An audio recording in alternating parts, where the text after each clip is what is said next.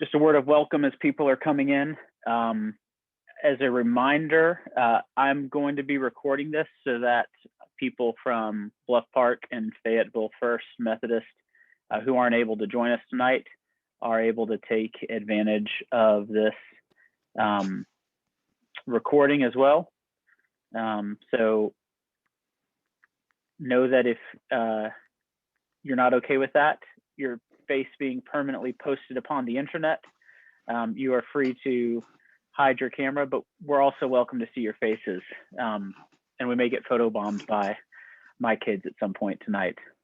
So prepare yourself for a barrage of cuteness.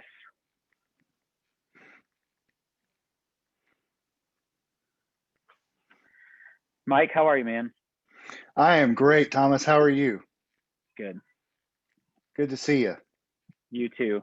Thanks for setting this up. I know a lot of our folks are excited and needing to ask some questions, so this is great. You're welcome.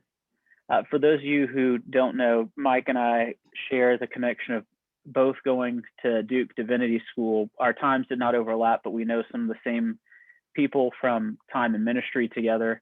And Fayetteville First is lucky, I will say, because there's not been a full basketball season when I've been appointed to Fayetteville First. And now that Coach K has announced his retirement, I'm about to get all kinds of unsufferable during college basketball season here at Fayetteville First. So I don't know if Bluff Park can relate to your experience, Mike, or maybe you're a better pastor than I am and are more sensitive to the needs of your congregation. But well, you know, in Alabama, as in Georgia, football is king, and so people sort of let it slide when it's basketball.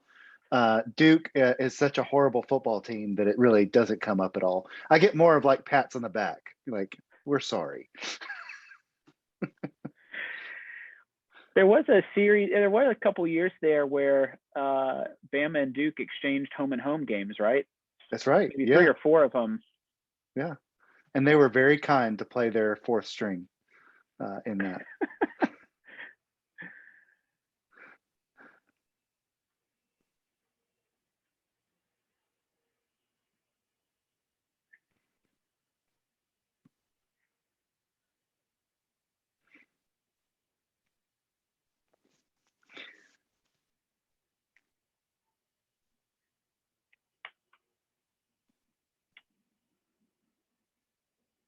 I see John Robert has joined us via phone. There he is, unmuted, I think. Hello. Good evening, Dr. Walker. Yeah, we can hear you. Yeah, so interesting fact about Duke and Alabama football.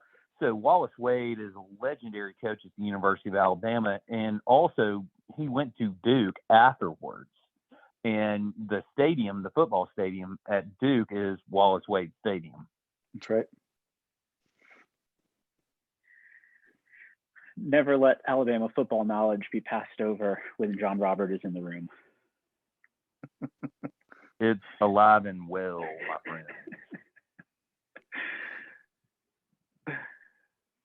friend. We are trying to win the national championship in college football and also COVID. Oh boy.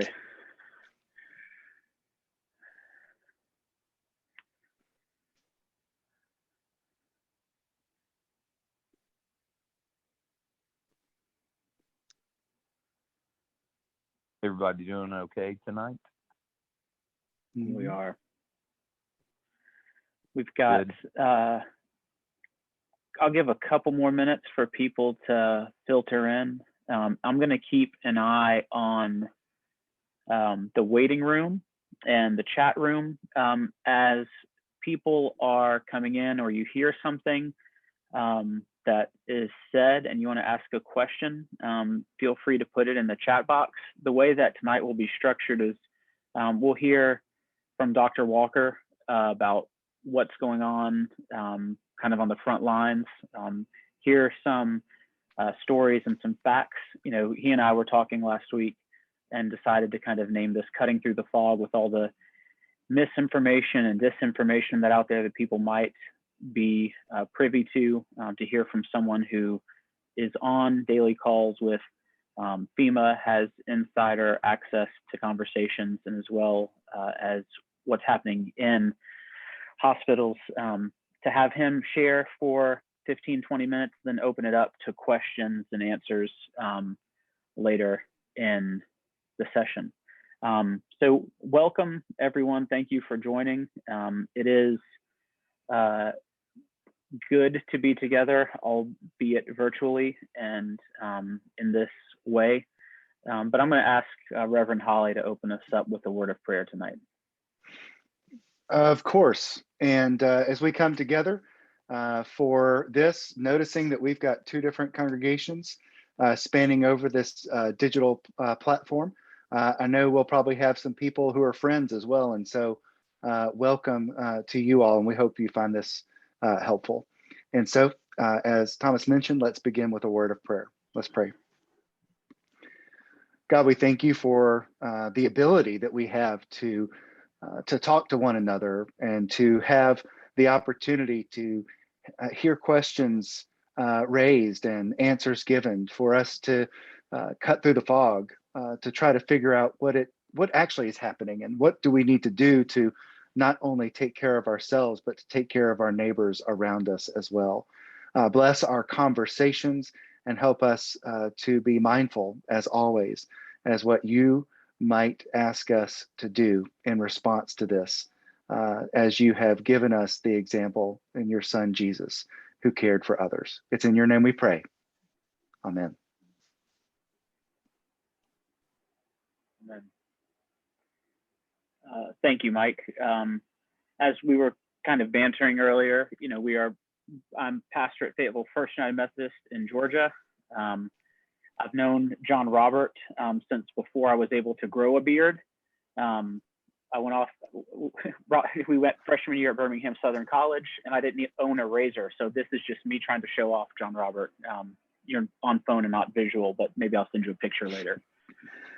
I'm grateful for his connection. I'm grateful for his connection to Bluff Park. I'm grateful for Mike and the connection that we share, not just in the divinity school, which we can have fun about, but in the calling that we share as United Methodist. Grateful to lean into this connection. Mike, I'll let you say a word of introduction, and then John Robert, the floor is yours.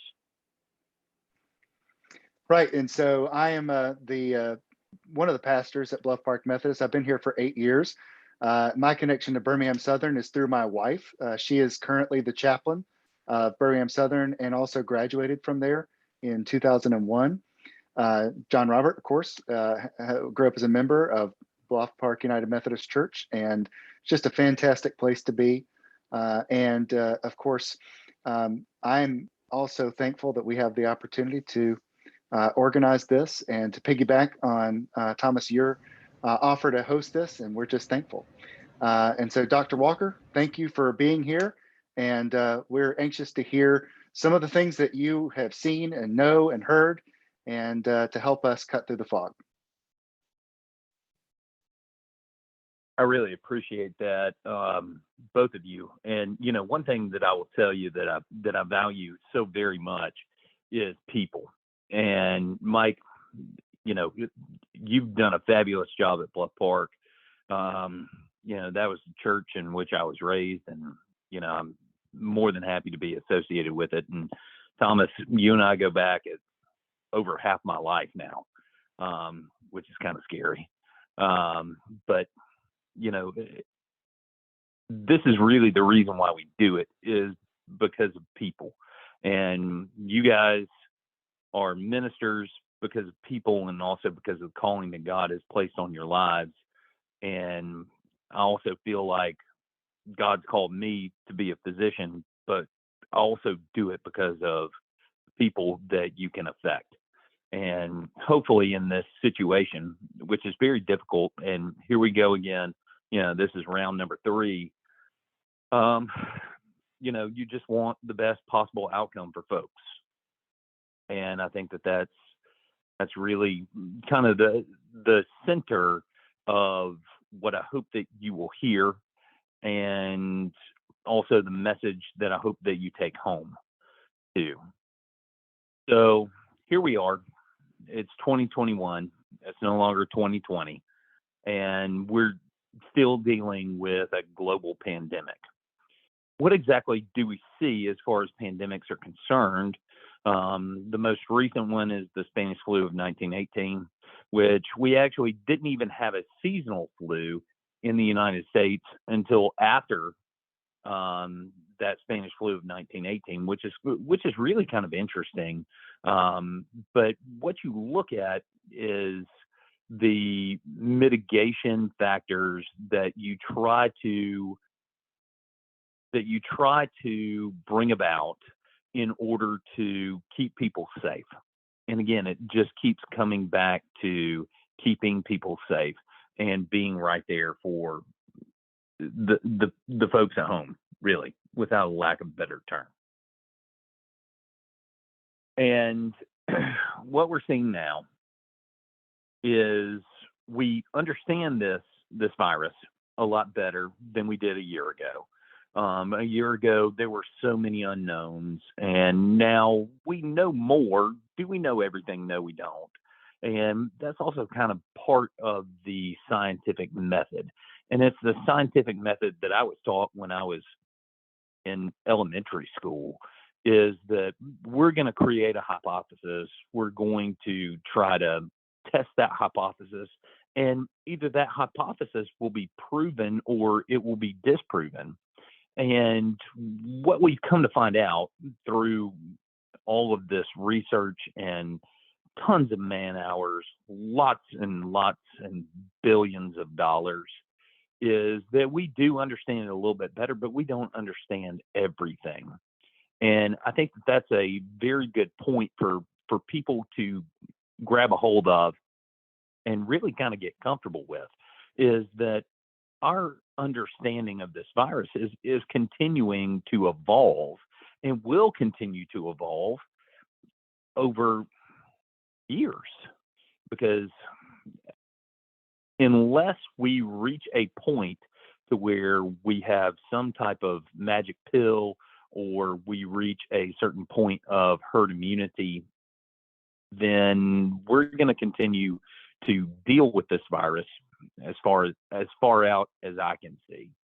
And in some ways, that's a little bit sad to me, and because we don't want to see suffering among our fellow human beings, and we want everyone to be happy and healthy and live their lives to the fullest extent that they could potentially do. So where we are today is that we have a vaccine, and the vaccine is very efficacious.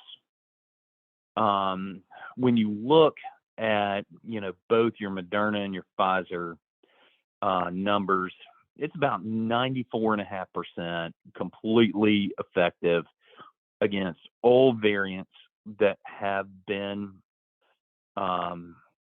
currently explored of the coronavirus or COVID.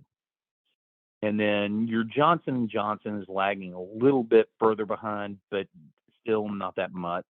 It's in the upper 80s. I want to say it's 88%, but I don't track that as well as I should have. But the big point with vaccinations is that they seem to be just about 99.9% effective against severe COVID infections. I'll give you a very anecdotal point of evidence. I was speaking with one of our critical care doctors on Monday when I was on call, and we were talking about the number of COVID patients in the ICU. There were 16 at our facility, or at one of our biggest facilities, and 15 of them were unvaccinated. They ranged in age from 20 to the 80s. The one patient who was admitted to the ICU, who had been fully vaccinated, was a patient with severe emphysema, and he was on 3 liters of oxygen 24 hours at home and was still on the same 3 liters of oxygen 24 hours in the ICU.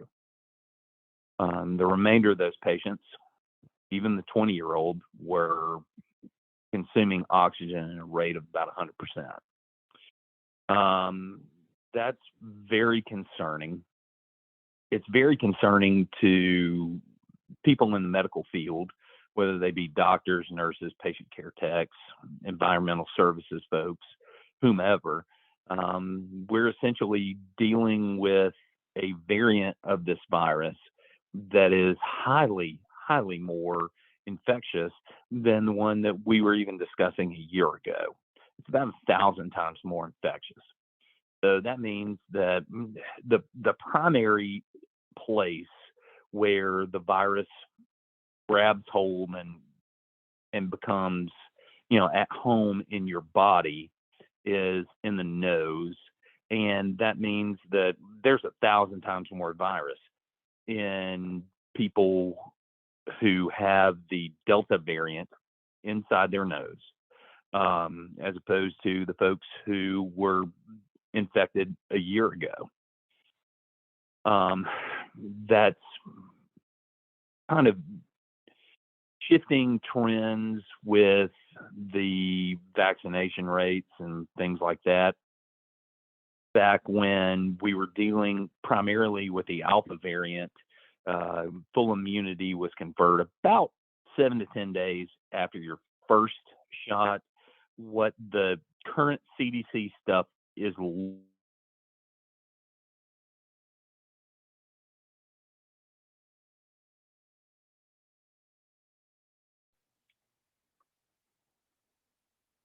I think we may have just lost Dr. Walker due to technical glitches. So I'm going to keep an eye on getting him logged back in just a moment. For those of you that have joined us so far, if you have questions, please feel free to type them in the chat box now, and we can ask them later. We're going to let, when Dr. Walker gets back in, let him respond. Here we go. Let him finish his remarks, and then we will take questions. But as you are hearing things that prompt questions, certainly feel free to ask. So here he is. There you go, John Robert. Sorry about that. I lost my cell signal.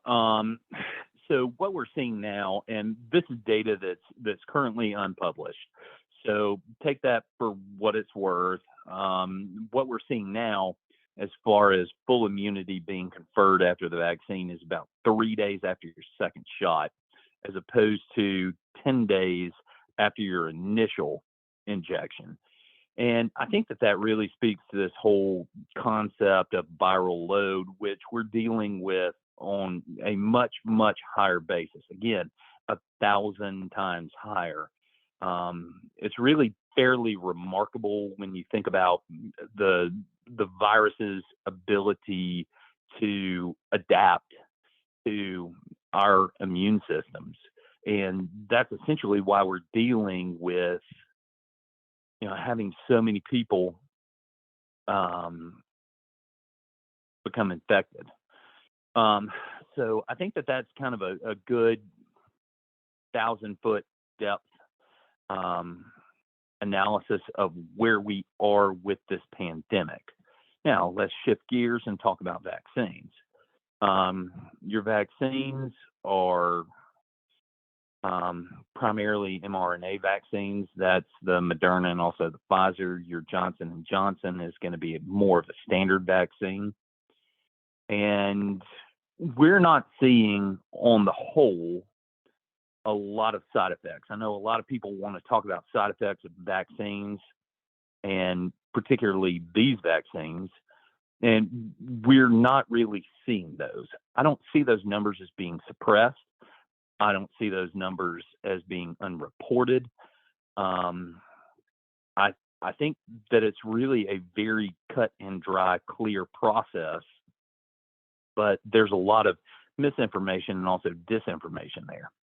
One thing that I want to be clear about is the fact that mRNA vaccines We've never used them before.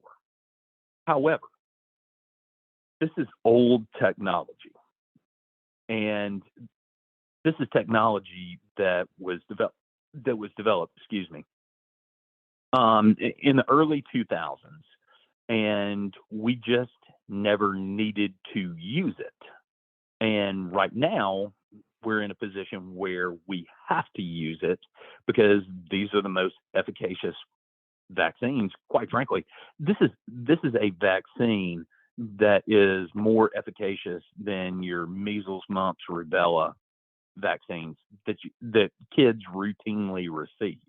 This is far more efficacious than that. I use this analogy a lot. It'd be like skipping from cassette tapes to MP3s and just completely and totally skipping CDs. And when you double back and say, well, okay, we're going to use a CD. Well, it's not new technology. We're coming up with new technology every single day, but we're dipping back using older technology because it is the most efficacious for this pandemic. When you look at the states of Alabama and also Georgia, Alabama is leading the nation in not getting vaccinated, which I kind of view as very troubling. Georgia is doing better than we are, but I don't really know what that says, quite frankly. And what we're seeing, though, is patients who have been fully vaccinated are doing far better. Yeah, they may get it. And yes, they may be hospitalized, but they're also not requiring extensive ICU stays. They're not requiring ventilatory support. And quite frankly, they're also not dying. And to me, that's a very good thing. However, I just wonder personally why more people aren't pursuing being vaccinated. And I think that that's really kind of a hard and sticking point among myself and also my colleagues. And that's not to say that people who choose not to be vaccinated are in any way, shape, form, or fashion unintelligent, ignorant, that kind of thing. It's more a matter of curiosity for us. I mean, we essentially, as Christians, we prayed for some type of deliverance from this pandemic.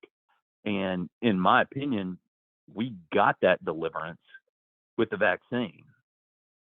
And I don't necessarily understand the logic 100% about why people would choose not to be vaccinated, but that also is their individual choice. So right now, the vaccines are approved by the FDA under Emergency Use Authorization, or an EUA. The FDA usually has a period, and it's about 2 years to approve drugs and also to approve vaccines. And they also have a shorter form, which is the EUA, which is what we're currently under. Now, we have millions and millions of doses of this vaccine that has gone out, and we're not seeing a tremendous amount of side effects and that kind of thing. So they could further short circuit their usual operating circumstances. And then I think most of your anti-vaccine people would be shouting up and down saying, well, they just rushed it out and this is what we got. So they're trying to go throughout their normal operating procedure with the final approval for the vaccine. And I think that we're probably going to see that, I would guess, within the month, based off of the data that I've seen and also the conversations that I've had. And again, that's pretty rapid, and it speaks to the immediacy of this entire situation. So they're trying to do their due diligence, but in no way, shape, form, fashion are we trying to push vaccines on people who could potentially get very, very ill. The kind of the third arm of what I would like to talk about is the opportunity for mutations. Every time the virus inhabits a body, it undergoes an opportunity to mutate. That's the reason why you're seeing all these different variants. So you've got your alpha, your beta, your gamma, your delta, your lambda. And I think they're out to another one, which is two beyond the delta, all of which are susceptible to the immune response to the vaccines that we currently have. But there is a chance that if you were to become infected with virus, that you could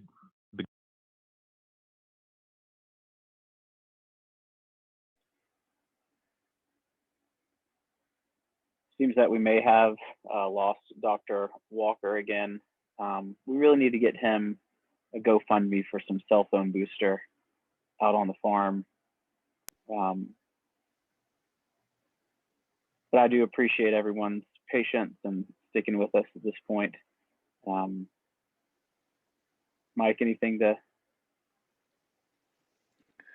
I would just say it's amazing to hear him sort of describe how efficacious this vaccine is, even with all the variants. That's amazing to me. And it's also amazing to think about how many times people have been infected and how these variants can kind of emerge and spread very quickly. I saw something about June 16th, maybe, what the COVID numbers were for the nation. And by August 2nd, the whole map had changed. That was such a quick shift from one direction to the other. So it's interesting to hear it from his perspective on how these things have happened and how quickly it's mutated. And I'm back on the line. I apologize. My cell phone is having some issues. I want to echo what Mike's saying. In the state of Alabama, over a 1 month span, we are up 800% on hospitalizations and 800% on ICU hospitalizations. The state of Arkansas 2 days ago only had 8 ICU beds, period, in the entire state. It's unbelievable. And what we're seeing is that the vaccine is very protective against severe COVID. May not be protective against COVID completely. It is very protective against COVID, just in general. However, there's a chance that you're going to get it. But if you do get it, it's going to be a lot easier to deal with and a lot more manageable. So kind of shifting again to the mutation front, which is what I was talking about before. Unfortunately, my cell phone let me down. Every time that virus inhabits a body, it has a chance to mutate. And every mutation that could occur in that virus could potentially circumvent the vaccine. And that puts the majority of your healthcare workers and everybody else at risk for getting COVID and getting severe COVID.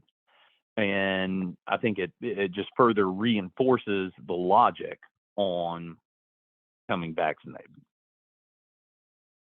I think I'm done just kind of generally talking about this. Is there something that Mike or Thomas, you wanted me to cover that I have not so far?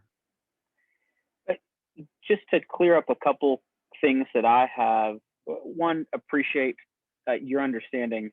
As someone who took the liberal arts approach to science classes at BSC while you were doing the pre-law and pre-med at the same time, I appreciate you bringing it down to my level. So thank you for that. But then one of the things that I've heard is from members of my congregation who work in the hospital as well. There's one hospital there's several hospitals in our geographical area, but in Fayetteville, there's Piedmont Fayette, which is the main feeder. Talking with someone Sunday at church who was getting ready, he said they're ramping up to start having to put people back into the hallways and to treat them through there. As someone who's talked to you as a friend, not to put too much of your own personal story on the line, because I appreciate how you also deal with straight facts, but as someone who sees people day in and day out, what is it that you would share with us that would sober us to the reality of where we are? I mean, I can look at a map, as Mike was saying, and see the shift. I can talk to members of my congregation, but what is maybe that one piece of experience that you could share that would just kind of catch our attention and say we are in a different territory? We are in a once-in-a-lifetime moment. We're back possibly worse than we were last January and February with hospital capacity and ICU beds and the mutations for this virus. Okay, so speaking to that, if you look at the escalation on the curve of the number of patients who are currently hospitalized and also requiring ICU care, this is a steeper curve than what we saw last winter, okay? That means we're anticipating more than a record crowd at every single hospital, okay? Now, on a more granular level, these patients are so sick. They are so sick, but they're also so aware. And that to me as a physician is very unique. Usually, if a patient requires intubation or if they require the level of intensive care that all of these COVID patients are requiring, they're pretty much out of it. They can't really communicate with you in an effective manner. They're just out of it, really, for lack of a better term. These COVID patients are completely and totally with it. And you do procedures with them, and you do procedures on them, and you put them to sleep and you intubate them, and they are wide awake and wired for sound up into the moment that you essentially provide them with that level of care. One thing that I've been very open about sharing is during my time in the ICU, which we're not back to me. So I'm an anesthesiologist, and we've got extensive training in the ICU. And from Thanksgiving until about Valentine's Day of last year, all I did was ICU work. And you would go in to put in these large IVs in patients, and you hit a vein, and blood that would come back into the syringe looked like coffee or Coca-Cola. And it's supposed to be red. It's not supposed to be black. And the first time that I actually did that, I just sat there and was completely and totally flabbergasted. I mean, that's so bad, and they are so sick, and they are so aware. And it's a tremendous situation for the patient, for their family, and also for the healthcare workers who are taking care of them.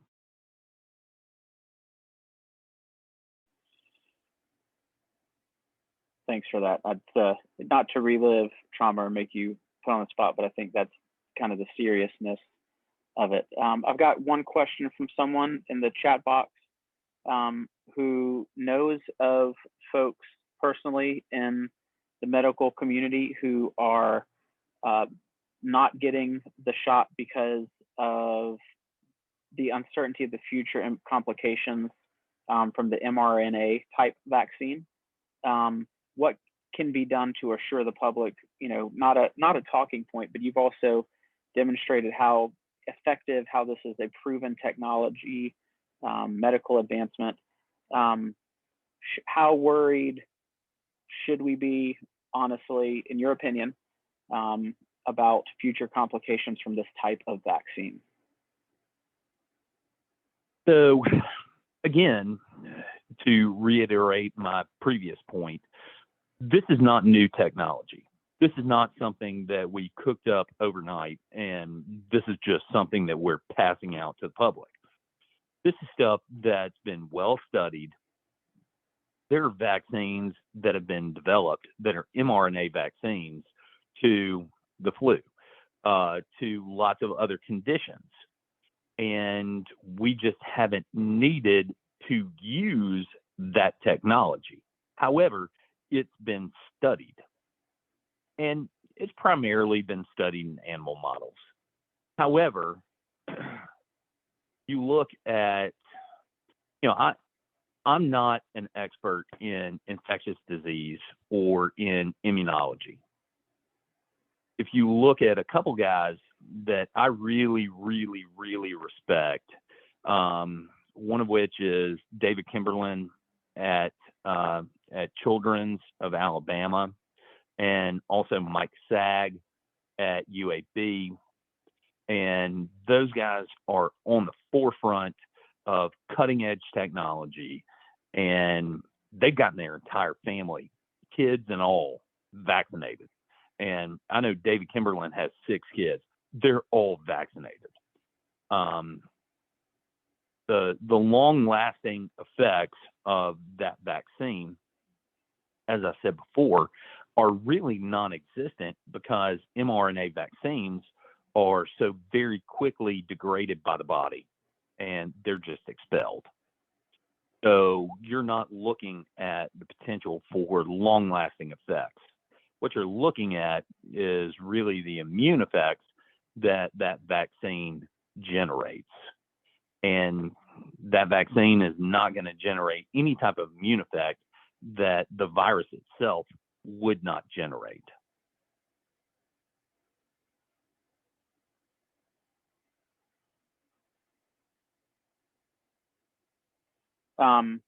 That's really helpful. Reading in the chat box, another question. When do you anticipate, or if and when do you anticipate people needing some sort of booster to this? I don't know. And that's probably my best estimate on it. However, the second that a booster is available, I'm more than willing to sign up. And I probably will cross booster myself. So I received the Moderna vaccine, and I will probably go with the Pfizer on a booster whenever it's approved and ready to go. The nice thing about kind of all these studies is that they're done in a very systematic manner. And also, they're tracking antibody titers on these patients, which antibody titers it's just a fancy medical term to say how much immune response do you continue to have to this vaccine. And right now, we're not really seeing those wane. Okay, I know that people are talking about having a booster for the Pfizer, but you're not seeing the immune response really wane to a significant amount. So we're talking about it, and I think that discussion is very healthy, but it's not one that is necessary at this point in time. Thank you for that. Another follow-up question with talking about efficacy of the vaccine. When you say that vaccine is 80% effective, 90% effective. Break that down. I'm not a numbers guy. I know when I think 80%, I usually think it's only effective in 8 out of 10. But when we talk about efficacy or vaccine efficacy at 80, 90%, it's not a same correlation, right? Is that fair to say? No, it actually does correlate, but what you're looking at is a much larger group of people, okay? And some of that has to do with the timing of your vaccine and also your exposure to the virus. So when we say, yes, the Moderna and Pfizer are 94% efficacious against you getting the virus at all, okay, then that means that, out of 10 people, 9.4 will not get the virus whatsoever. The big thing, and this is really where the money's at, is how many people received the vaccine and got severe COVID. And the answer to that is basically,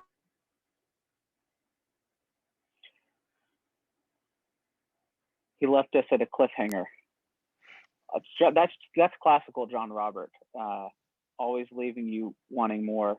My favorite John Robert story, and I'll say it before he gets back in because it's an embarrassing story, is he always was known in college for having these great sayings that would seem to cut off mid-sentence but would almost be philosophical.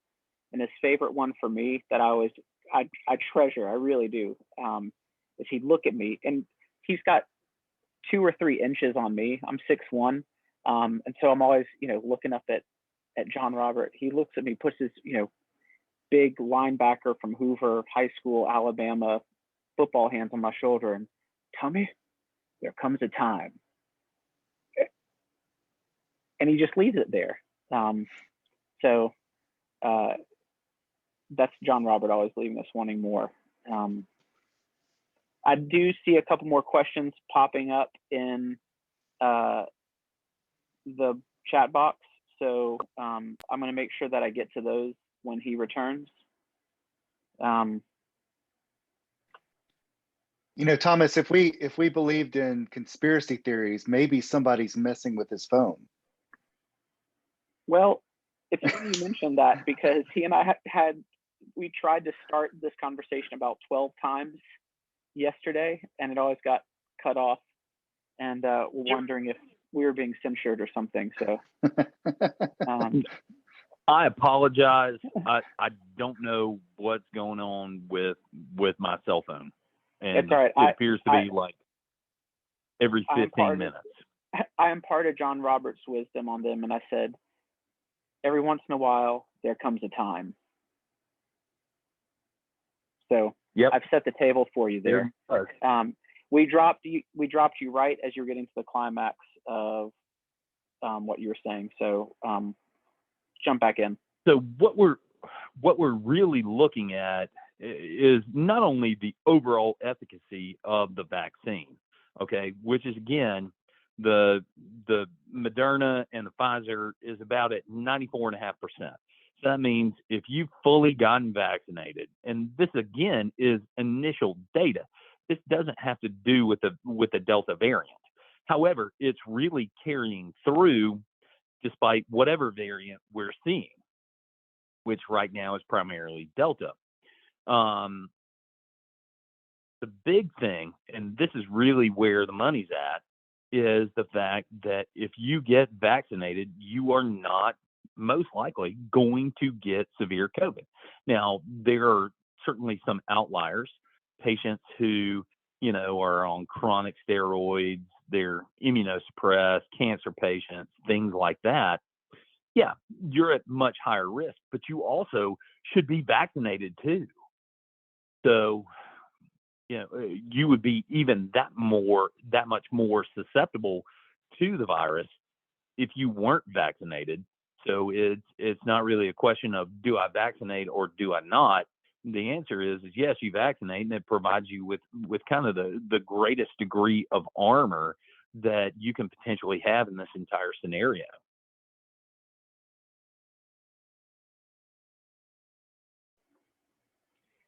That's helpful. Thank you.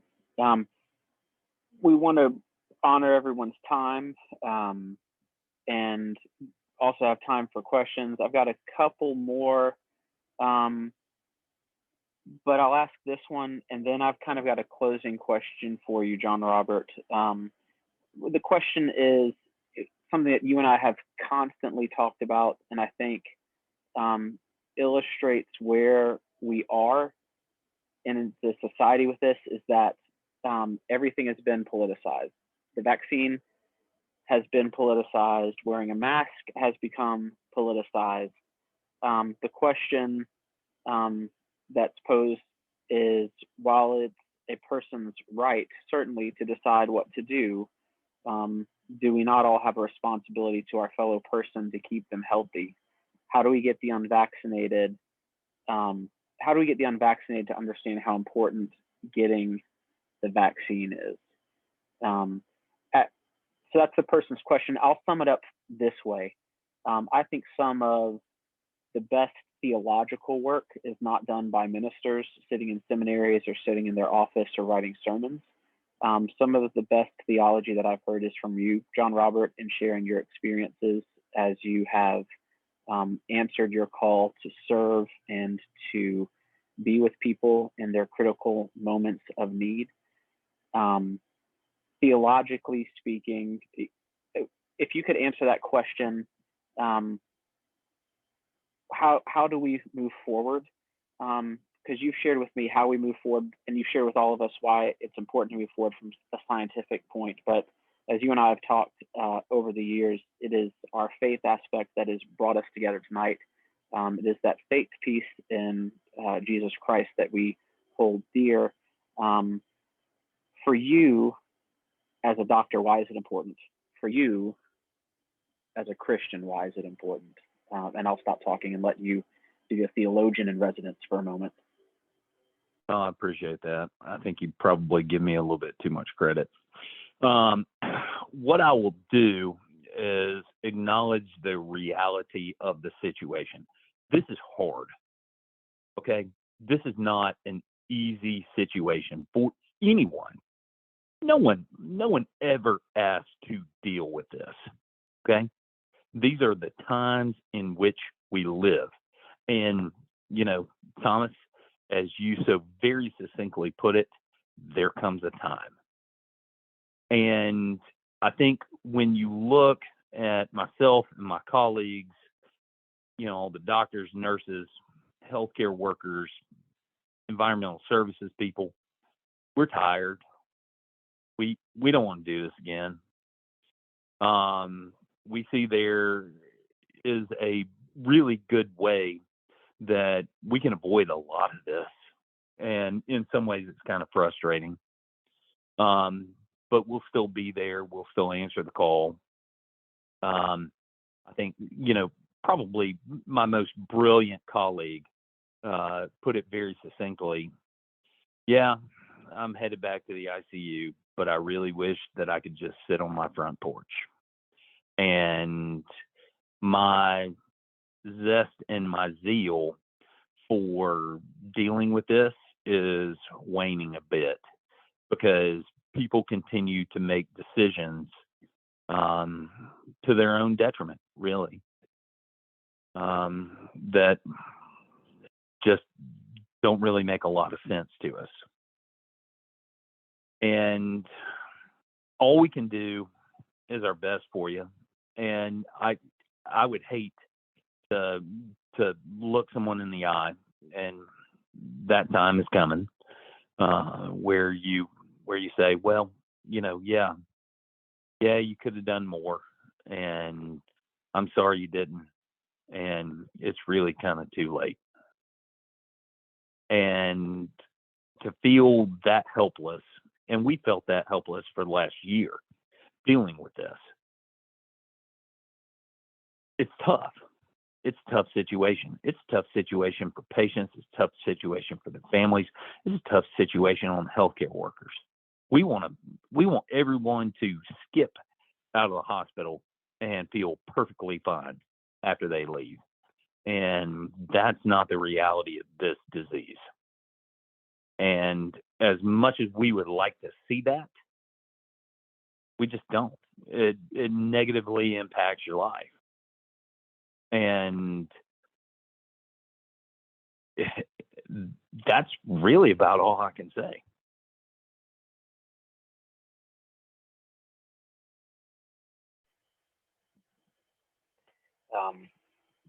One of the things that is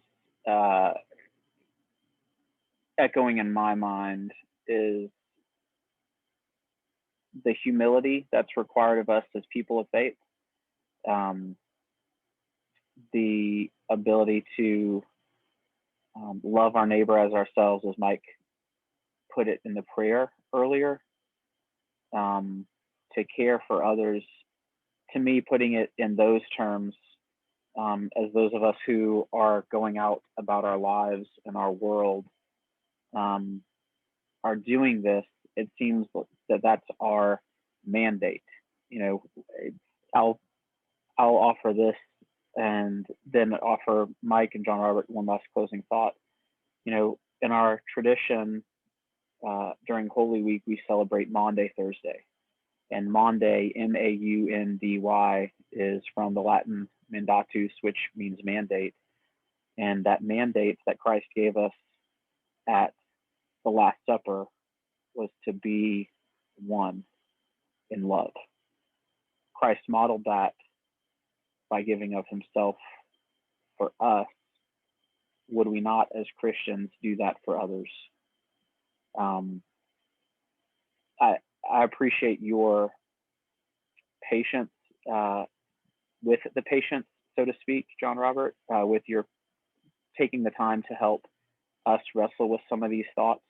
I wish we didn't have to do this, and it may be worthwhile doing this again in the future, but I'm grateful for you and for our congregations, and know that you have our love and support, and we will do our best to live faithfully as people out in the world, to make your job easier, so that we aren't relying upon you to save us in these moments, and other workers as well. Mike? Well, actually, Thomas, I'd like to interject, and Go ahead. I really appreciate that. And I want to reiterate the fact that nobody asked for this. No one wants to be dealing with this.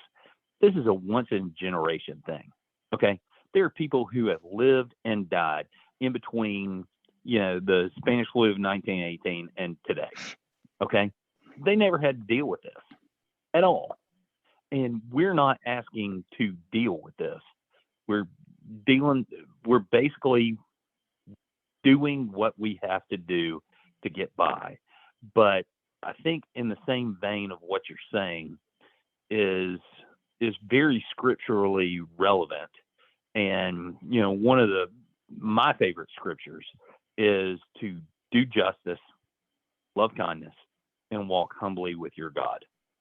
And at the end of the day, whether you want a vaccine, you've gotten a vaccine, you don't want one, anything else, if you can close your eyes at night and believe that that's what you've done, then more power to you.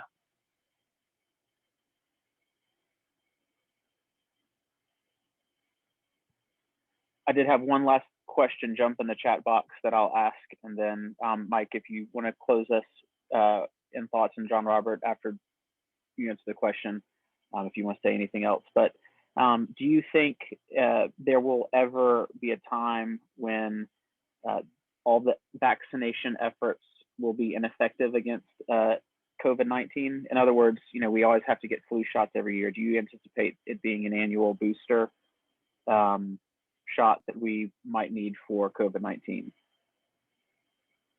So far, I don't. However, again, this is really where the community kind of comes together.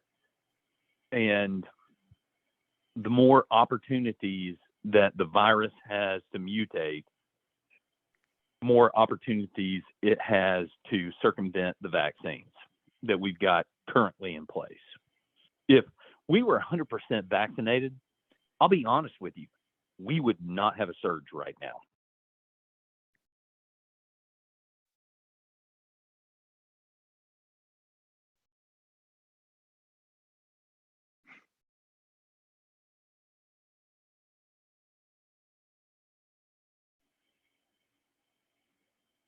Mike, I'll toss it to you. Close us out. Okay. Well, friends, as we kind of move into the time of ending this, thank you for being here. And if you have any further questions, feel free to send those to either myself or to Thomas, either one of your pastors there.